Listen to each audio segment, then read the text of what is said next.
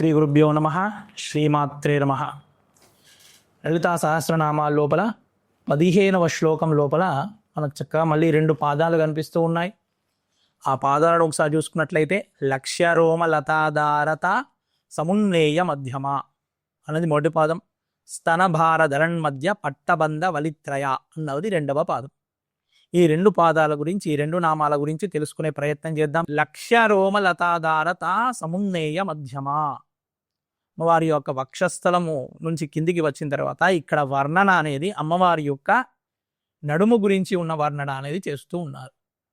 స్త్రీని వర్ణించే క్రమం లోపల నడుము సన్నగా ఉంటుందని చెప్పేసి మనకు కవులందరూ కూడా చక్కగా వివరణ ఇస్తున్నారు. అలాగే ఇక్కడ వశిన్యాది ఋషులు కూడా అమ్మవారి యొక్క నడుమును వర్ణించే క్రమం లోపల ఏ విధంగా కనిపిస్తుందట? లక్ష్యరోమలతాధారత సమున్నేయ మధ్యమ అంటే వర్ణించడానికి అమ్మవారి యొక్క నడుము సన్నగా ఉంది అంటే అక్కడ ఉన్నదా లేదా అన్నట్లుగా కనిపిస్తుంది అని చెప్పేసి ఈ నామం ద్వారా మనకు అర్థమవుతుంది. అందుకే అమ్మవారిని శాతోదరి అని చెప్పేసి ఇంకొక నామం కూడా, ఉదరము అంటే పొట్ట, కడుపు అని, అలాగే శాతోదరి అంటే చిన్నగా లోపలికి వెళ్ళిపోయినా అంటే ఉన్నదా లేదా అన్నట్లు ఉండే నడుముతో పుడిన కడుపు అని చెప్పేసి మనకు నామం.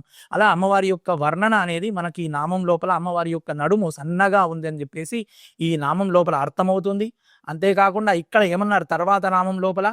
స్తనభార ధరణ్మధ్య పట్టబంధ వలిత్రయ. అమ్మవారి యొక్క వక్షస్థల భారం వల్ల స్తనభార ధరణ్మధ్య పట్టబంధ వలిత్రయ, ఆ యొక్క భారము చేత అమ్మవారి యొక్క నడుము భాగం లోపల ఇలా 3 గీతలు అనేవి వచ్చాయట. పట్టబంధ వలిత్రయ, వలిత్రయ అంటే 3 గీతలు అనేవి కనిపిస్తూ ఉన్నాయట. మామూలు సాముద్రికా లక్షణము అంటారు. సాముద్రికా లక్షణం లోపల స్త్రీలకైనా పురుషులకైనా మనకు ఇక్కడ నుదుటి లోపల 3 నామాలు కనిపించాలి, 3 రేఖలు కనిపించాలి. అంటే అది ఉత్తమ సాముద్రికా లక్షణము. ఉత్తమ స్త్రీ కానీ ఉత్తమ పురుషుడు కానీ యొక్క లక్షణము ఏ విధంగా ఉంటుందట అంటే ముఖ్యంగా స్త్రీలకు ఇక్కడ నుదుటి భాగం లోపల 3 రేఖలు అనేవి ఉంటాయట. అదేవిధంగా ఇక్కడ కంఠ భాగం లోపల కూడా 3 రేఖలు అనేవి ఉంటాయట. అలాగే ఇక్కడ నడుము భాగం లోపల కూడా 3 రేఖలు అనేవి ఉంటాయట.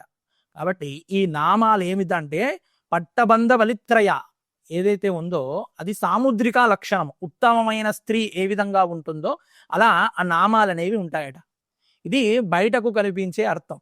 అంతేకాకుండా దీని లోపలికి కనుక వెళ్ళి చూసినట్లయితే పట్టబంధ వలిత్రయ మనకు అమ్మవారు చిదగ్నికుండ సంభూత, చిదనే అగ్నికుండం నుండి ఉద్భవించినప్పుడు ముందుగా శిరస్సు కనిపించినప్పుడు అక్కడ మనకు వాగ్భవ స్థానం లోపల ఇక్కడ నుదుటి మీద 3 రేఖలు కనిపించాయి. అదేవిధంగా అమ్మవారి యొక్క కంఠాన్ని వర్ణన చేస్తున్నప్పుడు అక్కడ కూడా 3 రేఖలు కనిపించాయి, ఇక్కడ 3 రేఖలు కనిపిస్తున్నాయి. ఈ 3 రేఖలు దేనికి ప్రతీక అంటే అమ్మవారి యొక్క బీజాక్షరం.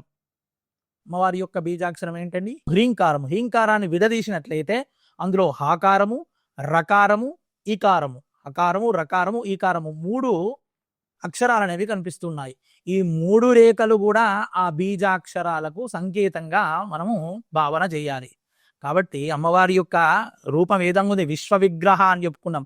అంటే ఆ విధంగా బీజాక్షరాలను మనము అక్కడ ఆ రేఖల ద్వారా గ్రహించి అక్కడ ఆ నామాన్ని జపించగలగాలి. కాబట్టి ఈ నామాల లోపల అమ్మవారి యొక్క నడుము గురించి ఉన్న వర్ణన లక్ష్యలోమ లతాధారత సమున్నేయ మధ్యమ స్తనభార ధరణ్మధ్య పట్టబంధ వలిత్రయ. ఈ వాగ్భవ స్థానం అనేది పైదైతే ఇక్కడ కామరాజస్థానం అంతా కూడా అమ్మవారి యొక్క ఇక్కడ మెడ భాగం నుంచి కింద నడుము భాగం వరకు కూడా ఈ భాగం అంతా కూడా ఇక్కడ ఏమన్నారు? కామరాజ భాగం. అంటే ఇక్కడ ఎవరు గుర్తుకు రావాలి? పరమేశ్వరుడే గుర్తుకు రావాలి ఇక్కడ కూడా. కాబట్టి ఆ పార్వతీ పరమేశ్వరులే ఈ నామాలంతా కూడా మనము భావన చేయాలి. తద్వారా ఆ భావనను మనసులో నింపుకొని అమ్మవారిని ఈ నామాల ద్వారా జపించి అమ్మవారి అనుగ్రహాన్ని పొందండి. శ్రీమాత్రే నమః.